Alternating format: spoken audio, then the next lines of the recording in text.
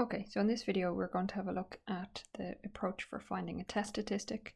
We use test statistics when we're dealing with hypothesis tests of the mean only.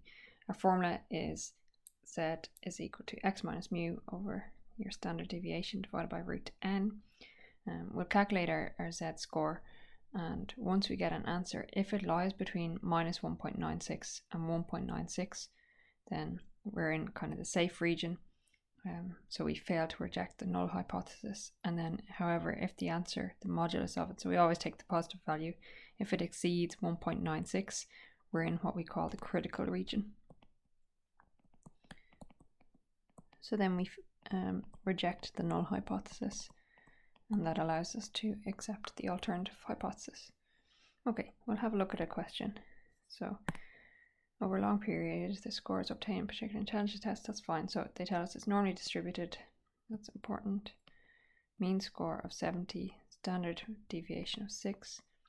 Test is taken, so they tell us a random sample of 64 students. There's my n, and they tell me that the mean score is 68. Is there sufficient evidence at the 5%? So here's the question itself.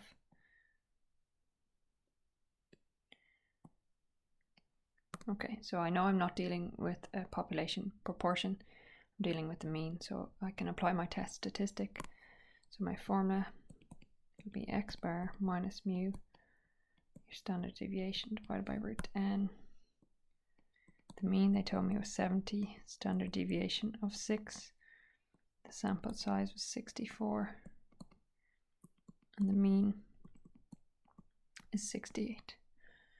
Okay, so we get 68 minus 70 over 6 divided by root 64.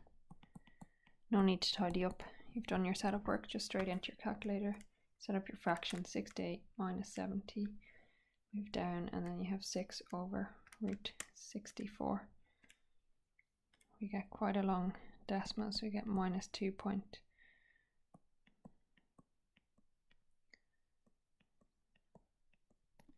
2, 4, 6, 8 of them, 7, we're going to round that, so we have minus 2.67.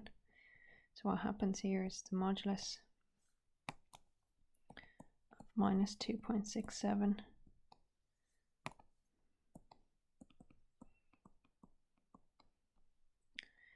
then we have here 2.67 is greater than 1.96.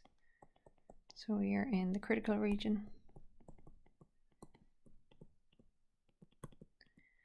and they've asked us to do the students differ from normal students. So we say as 2.67 there is, and we use their wording back, we say there's significant evidence to suggest the mean of the students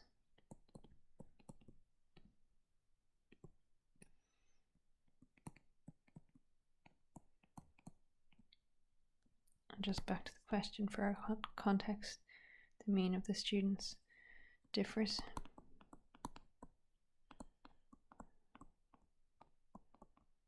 from the normal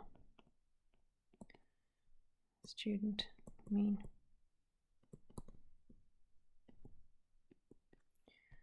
Okay, and there's an example of a test statistic.